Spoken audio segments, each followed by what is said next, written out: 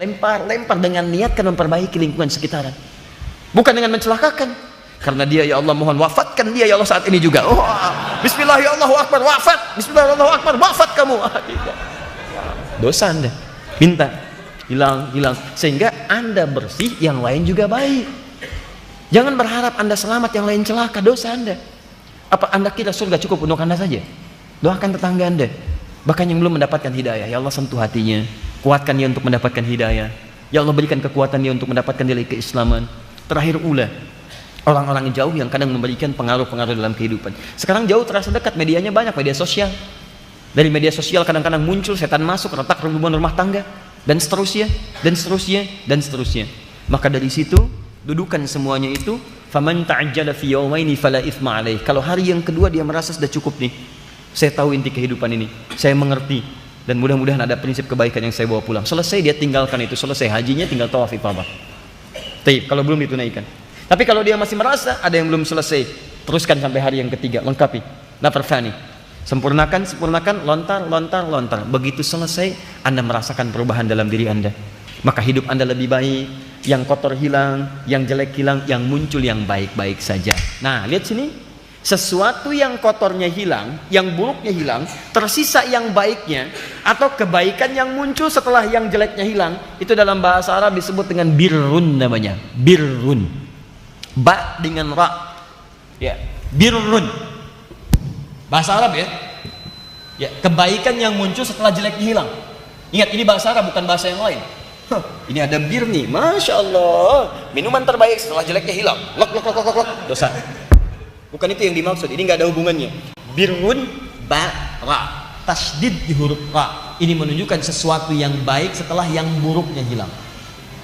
Kalau sifat ini melekat pada diri seseorang, pada objek tertentu, maka berubah kemudian birrunnya menjadi mabrurun. Birrun dilekatkan pada diri seseorang, melekat dia, berubah nama dari birrun jadi mabrurun. Muncul kemudian ungkapan haji mabrur. Disebutkan dalam riwayat kalimat Nabi SAW, al-hajjul mabruru laisa lahul jazaa illal jannah. Haji yang melahirkan sifat birrun itu, demikian cara menerjemahkannya. Bukan haji yang diterima. Kalau diterima bahasa Arabnya makbul. Ini mabrur. Di haji yang melahirkan sifat kebaikan itu, jeleknya hilang, baiknya muncul. Itu yang tidak ada pahala senilai dengan itu kecuali surga. Jadi kalau Anda bisa pertahankan itu, setelah haji dibawa pulang ke Indonesia, jadi baik. Pemarah yang tidak pada tempatnya hilang, egois yang tidak baik hilang, sifat-sifat buruk hilang, jadi baik orang ini. Itulah tanda pertama diterima hajinya oleh Allah Subhanahu wa ta'ala, dengan nilai-nilai kebaikan yang memuncak. Kalau itu bisa Anda pertahankan sampai pulang, maka Anda tidak akan mendapat apapun yang sebanding kecuali surga. Surga dari Allah Subhanahu wa ta'ala. Kalimatnya al-hajj, sifatnya hajjun, al-hajjun. Ini orangnya disebut dengan hajjun, perempuannya tinggal tambah tak di ujungnya, hajjah. Ya, mungkin lah. Maka dari itu orang-orang Arab seringkali mengingatkan dengan ungkapan yang menunjuk kepada orang supaya dia bisa menjaga kebaikannya setelah selesai haji. Misal selesai ibadah haji mau pulang, masuk ke imigrasi, kopernya agak telat, tiba-tiba marah, mana koper saya nih? Orang Arab akan mengatakan ya hajj. Bahasa kita Pak Haji. Nah, maksud Pak Haji itu bukan gelar yang melekat pada ibadah, tapi mengingatkan bahwa Pak, Bapak sudah haji, sudah mendapatkan nilai kebaikan yang melahirkan surga. Tolong jangan ditukar surga dengan kalimat yang kotor sehingga mengeluarkan Anda dari sifat mabrur tadi. Jadi kalau antum sudah pulang haji disebut Pak Haji, sebetulnya itu keluar di lisan untuk mengingatkan bahwa Anda sudah diundang oleh Allah untuk memperbaiki diri. Kalau Allah sudah menilai Anda baik, maka jangan Anda keluarkan diri Anda dari kebaikan itu. Surga di hadapan mata Anda, jangan menjauh lagi. Karena itu jangan salah duga, haji itu bukan gelar. Karena tidak ada ibadah yang melahirkan gelar. Kalau ada ibadah yang melahirkan gelar, tentu akan banyak orang Islam yang banyak gelarnya. SHI. Apa SHI? Salat, haji, dan infak. STHI, salat tahajud, haji, dan infak. Masya Allah, malam-malam sudah keluar, tuliskan gelarnya. Masya Allah. ST Pak, sarjana apa ini? Salat tahajud.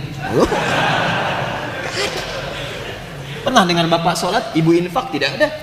Karena itu jangan dulu senang kalau dipanggil haji, karena itu boleh jadi peringatan dari Allah untuk menjaga Anda supaya terus baik. Pulang dari Mekah gitu, Pak Edi, terus saja haji saya mahal. Pak Haji Edi, oh iya, assalamualaikum.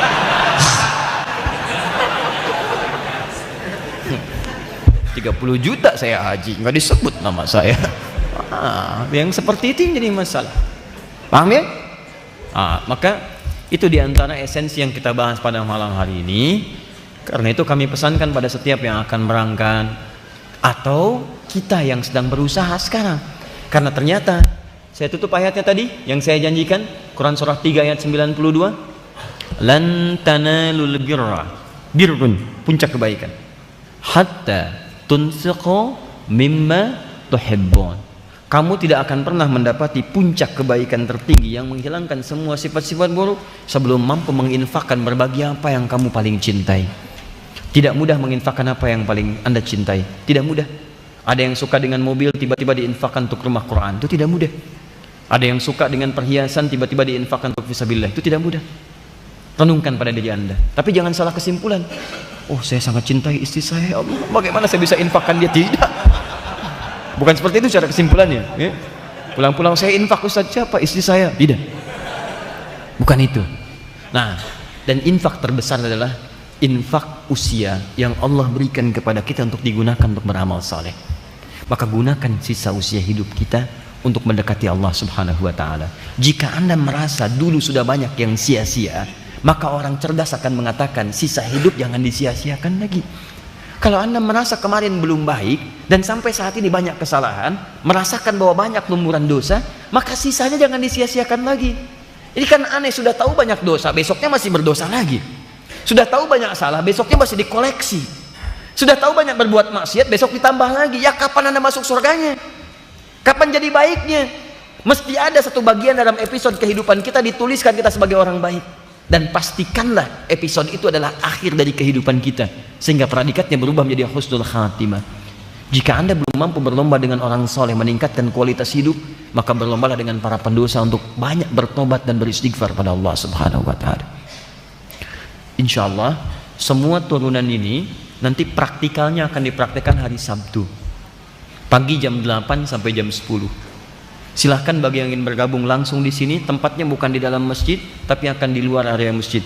Nanti akan disusun miniatur Ka'bahnya, disusun tempat bagian wukufnya, Muzdalifah dan sebagainya. Insya Allah kita akan bimbing dan dimulai nanti bimbingan dari dalam sini. Kami akan perkenalkan bagaimana cara menggunakan kain ihramnya. Seperti apa tips-tips yang mudahnya. Apakah kain ihram pakai sabuk untuk laki-laki atau tidak? Yang perempuan seperti apa? Setelah siap kita akan keluar berangkat. Dari berangkat bagaimana cara masuk Masjidil Haram? Dari pintu mana yang paling kira-kira memudahkan untuk kita semua? Nanti kita akan simulasikan sehingga selesai bahasan kita pada hari Sabtu. Pekan yang akan datang kita akan siapkan pembahasan baru tentang persiapan Idul Adha. Ya, jadi bagi yang tidak berangkat, bagaimana menyiapkan Idul Adhanya? Dan saya berikan satu informasi kepada Anda. Saya berikan bocoran ya, tapi ini rahasia di antara kita. Tolong jaga baik-baik. Nanti ada orang yang tidak berangkat haji, dia menunaikan ibadah kurban, tapi nilainya ada yang disamakan mabrur dengan orang yang berhaji.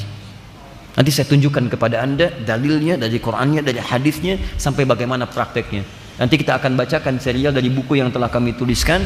Nanti mudah-mudahan juga kalau ada waktu bisa dibagikan, kalau stoknya masih ada, kita akan pelajari. Jadi